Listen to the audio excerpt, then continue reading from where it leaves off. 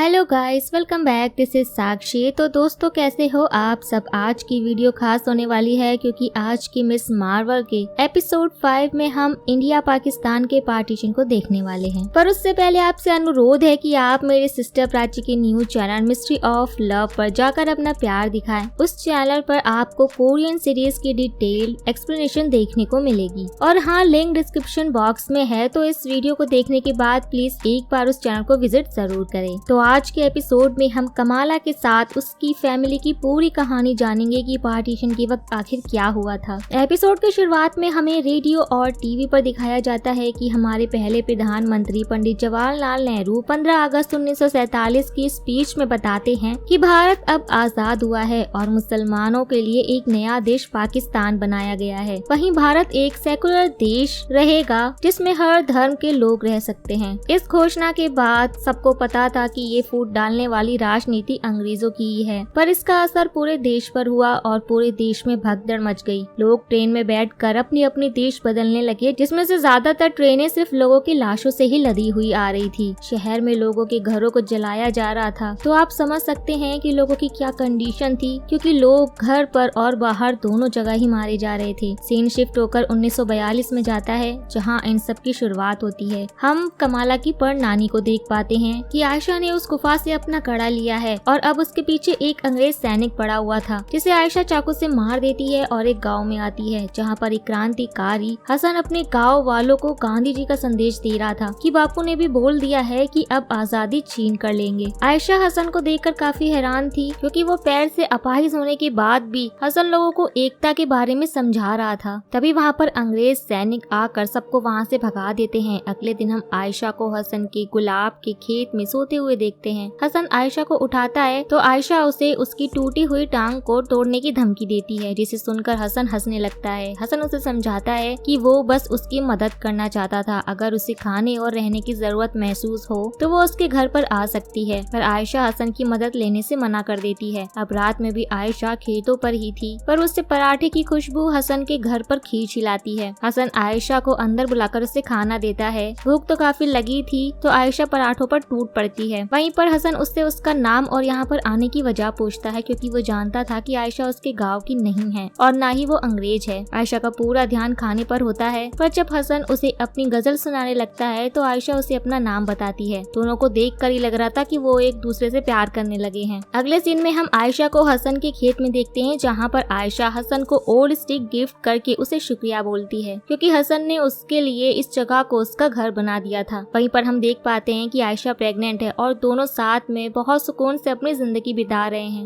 वक्त बीतता है और छोटी सना को देखते हैं, जिसे आयशा लोरी गाकर सुला रही थी। वहीं हसन भी बैठा था, जो आयशा को तारीफ में उसे जादूगरनी बोलता है। अभी तक हसन को आयशा की सच्चाई नहीं पता और हम आयशा के हाथ में वो कड़ा हमेशा देखते हैं। आगे हम देखते हैं कि आयशा ने अपना कड़ा सना को खेलने के लिए दिया है। वहीं पर हसन परेशान था, क्योंकि देश में पार्टीशन को लेकर दंगे हर जगह हो रहे थे। तभी कोई उनके दरवाजे पर गाँव का एक आदमी रोहन दूध और कुछ सब्जियां लेकर आता है। हम देख पा रहे थे कि पार्टीशन की बात सुनने के बाद जिन गाँव वालों के साथ हसन आजादी की लड़ाई लड़ रहा था, उन्होंने ही उसे गाँव से अलग कर दिया है, क्योंकि वो एक मुस्लिम था। ये कहानी सिर्फ इसी गाँव की नहीं थी, पूरे देश में ही ऐसे ही हालात थे। उसी रात घर के बाहर आयशा नजमा से खेतों में मिलती है, जहाँ पर उसे पता चलता है कि नजमा और उसके साथी अभी जिंदा है और वो सब आयशा को काफी सालों से ढूंढ रहे थे। आयशा नजमा को झूठ बोलती है कि उसने कड़ा कहीं पर छुपा दिया है, क्योंकि नजमा उसे वापस घर चलने के लिए बोल रही थी, पर आयशा ने तो अपनी फैमिली इसी गोले पर बना ली थी। पर नजमा कड़ा वापस करने को उसे कल तक का टाइम देती है। पर अगले दिन आयशा हसन को समझा रही थी कि दंगे बढ़ते जा रहे हैं, तो उन्हें अपनी जान बचाकर पाकिस्तान जाना होगा। पर हसन जाने से मना कर रहा था, क्योंकि वो अपने गाँव मिट्टी और घर को छोड़कर नहीं जाना चाहता था। पर उसे आयशा ये कहकर मना लेती है कि वो साथ रहेंगे तो ही घर बना लेंगे। रात होते ही आयशा हसन और सना के साथ जल्दी जल्दी पाकिस्तान के लिए आखिरी ट्रेन पकड़ने के लिए निकल जाती है। पर हसन बीच रास्ते में बैठकर आयशा से सवाल करता है कि वो किससे भाग रही है और जिस औरत से वो कल मिली थी वो कौन थी। तो आयशा उसे अपनी सच्चाई बताकर कड़े के जादू को दिखाती है। हसन शुरू से जानता था कि आयशा उससे कुछ छुपा रही है, तो उससे इस बात से कोई फर्क नहीं पड़ा कि आयशा ने अपनी पहचान क्यों छुपाई, क्योंकि उसके लिए बस ये मैटर करता था कि आयशा ने सबको ठुकराकर उसे चुना। तो वो उनके साथ आगे ट्रेन पकड़ने के लिए बढ़ता है। स्टेशन पर हजारों की संख्या में लोगों की भीड़ थी, मानो पूरा शहर एक ही जगह पर इकट्ठा हो गया है। अब आयशा और हसन भी स्टेशन पहुंच गए थे, पर लोगों की भीड़ देखकर दोनों हैरान थे, क्योंकि लोग ट्रेन के डिब्बों में भरे हुए तो थे, पर उससे ज्यादा तो लोग ट्रेन के ऊपर चढ़े हुए थे। आयशा अपने कड़े के साथ सना को हसन के हाथ में दे देती है और उसे ट्रेन पकड़ने को बोलती है, क्योंकि उसे शक हो गया था कि नज़्मा उसके पीछे यहाँ तक आ गई है। आयशा उन्हें छोड़े बिना हसन को अलविदा बोलते ही भीड़ में गायब हो जाती है। हसन भी सिचुएशन को देखकर सना के साथ ट्रेन की ओर इस उम्मीद में बढ़ जाता है कि आयशा वापस लौटेगी, पर हम उधर देखते हैं कि नज़्मा को आयशा मिल जाती है, और जब आयशा ने वो कड़ा नहीं दिया तो नज़्मा ने आयशा को एक दिव्य चाकू से स्टेप कर दिया, क्योंकि उसे पता था कि नज़्मा ने दूसरी दुनिया का रास्ता खोला तो ये दुनिया बर्बाद हो जाएगी। आयशा को मारने के बाद नज़्मा रोते हुए वहाँ से निकल जाती है। वहीं हसन ट्रेन के डिब्बों में आयशा को ढूंढ रहा था। इसी बीच सना भीड़ में गायब हो जाती है। तो अब घायल आयशा, हसन और सना तीनों सबको ढूंढ रहे थे, पर हसन को कहीं भी सना नहीं मिलती। आयशा को भी महसूस हो जाता है कि सना खतरे में है, तो वो एक फैमिली फोटो निकालकर चैंटिंग करती है कि तुम्हारी मंजिल तुम्हें ढूंढ रही है। तो हम देख पाते हैं कि वो कड़ा एक्टिव हो जाता है, और वहीं पर हम कमाला को देखते हैं जो टाइम ट्रेवल करके वक्त पीछे करके आ गई थी। आगे बढ़ने पर कमाला को आयशा घायल अवस्था में मिल जाती है। आयशा को लग रहा था कि उसके पास बड़ी सना आई है, पर कमाला उन्हें पूरा परिचय देती है कि वो कमाला है और आयशा उसकी परनानी है। आयशा कमाला को सना की मदद करने के लिए बोलकर उसे कड़े का ख्याल रखने को बोलती है, पर कमाला को लग रहा था कि कहानी के अनुसार सना को आयशा बचाती है, पर आयशा कमाला के सामने ही मर जाती है और उस कड़े पर एक बड़ी जिम्मेदारी छोड़ जाती है। कमाला आयशा की फैमिली फोटो लेकर सना को ढूंढने निकल पड़ती है। उधर हसन भी सना को ढूंढ रहा था, पर सना कमाला को मिल जाती है और वो सना को गोद में उठाकर भीड़ से होते हुए आगे बढ़ती है। तो कुछ दूरी पर कमाला को हसन की आवाज सुनाई देती है, पर भीड़ की वजह से कमाला आगे नहीं जा पाती, तो वो लाइट्स की सीढ़ियां बनाकर सना को उसके अब्बू के पास जाने को बोलती है, पर बीच में ही वो सीढ़ी टूट जाती है, पर वो लाइट्स सना को हसन तक जाने का डायरेक्शन देते हैं। उन लाइट्स को देखकर अगल बगल के लोग हैरान थे, और हसन भी उन लाइट्स को देख लेता है, और फाइनली किसी तरह से वो अपनी बेटी से मिलकर उसके साथ पाकिस्तान जाने के लिए ट्रेन में बैठ जाता है। कमाला भी ये देखकर हैरान थी कि उसकी नानी को उसी ने बचाया था, और अचानक से वो वापस अपने टाइम में जाती है, जहाँ पर वो नज़्मा के साथ देखती है कि दो दुनियाओं के बीच का पर्दा खुल रहा है। इधर घर पर कमाला की माँ मुनीबा के साथ उसकी कजिन्स और उसकी नानी भी परेशान थे, क्योंकि कमाला काफी देर से गायब थी, वो भी पाकिस्तान में। तो उसका कजिन मुनीबा का फोन लेकर फाइंड माई फोन एप्लीकेशन का यूज करके कमाला की लोकेशन मुनीबा को बता देता है। उधर दो दुनियाओं के बीच का पर्दा खुल चुका था, और जब मुनीबा की एक साथी अपने घर जाने के लिए उस पर्दे के घेरे में जाती है, तो उसकी पूरी बॉडी एक सेकंड के अंदर राख में बदल जाती है, और वो पर्दा फैलने भी लगता है। कमाला के साथ नज़्मा भी ये देखकर हैरान हो गए थे, और कमाला की पावर्स उस पर्दे के ऊपर काम भी नहीं करती, तो वो करीम को आम जनता को वहाँ से निकालने को बोलती है। एवेंजर्स के लेवल का तो नहीं, पर कमाला उनकी तरह काम जरूर कर रही थी। आम लोगों को बचाकर नज़्मा भी पर्दे के पास पहुँच गई थी, तो कमाला उन्हें समझाती है कि वो इस पर्दे को बंद करने में मदद करे, ताकि ये दुनिया खत्म ना हो, क्योंकि वो भी यही कामरान के साथ रह सकती हैं। उन्होंने पहले ही आयशा को उसकी फैमिली से दूर कर दिया था, और अब वो कामरान को भी उसकी फैमिली से दूर कर रही थी। कमाला की ये बातें नज़्मा को भी समझ में आती हैं, और वो उस पर्दे को बंद करने के लिए उसे टच करते हुए कामरान का नाम लेती है, और हम देख पाते हैं कि नज़्मा भी राख में बदल गई, और वो पर्दा बंद हो गया, और दूसरी दुनिया की पावर कामरान के अंदर समा जाती है। हो सकता है नज़्मा ही उस पावर में कन्वर्ट होकर कामरान के साथ जुड़ गई हो। तभी कमाला के पास उसकी माँ और नानी आ जाती हैं, और ये सब कुछ उन्होंने भी देख लिया था। करीम उन दोनों को हाय बोलकर वहाँ से निकल लेता है। तो अब कमाला अपनी मॉम को सब कुछ बता देती है कि अमेरिका में वही थी मिस लाइफ, और अब मुनीबा को भी अपनी माँ सना पर यकीन हो गया था कि उनकी फैमिली सच में जादुई है। कमाला अपनी नानी को उनकी फैमिली पिक देकर उन्हें बताती है कि उनकी हर कहानी सच्ची थी। घर जाने से पहले हवा में उड़ते हुए करीम से मिलकर वो उसे शुक्रिया बोलने के साथ उसे अलविदा बोलती है। करीम भी उसे अपना रेड रुमाल देकर उसे अगली बार भी मदद करने के लिए बुलाने को बोलकर चला जाता है। वहीं नीचे मुनीबा को कमाला का टूटा हुआ चैन मिलता है, जो कि मिस मार्वल के लोगो की शेप में था। घर आने पर सना कमाला को उसकी मॉम की 90s की पिक दिखाकर उसे बताती है कि तुम्हारी मॉम भी बहुत बागी थी, क्योंकि 17 साल की उम्र में ही मुनीबा घर से भाग गई थी, वो भी एक पॉप सिंगर से मिलने के लिए। पर मुनीबा कमाला को बताती है कि उन्होंने यूसुफ के साथ मिलकर कई एडवेंचर किए, जिसमें उनका फेवरेट कमाला को बड़ा करना था।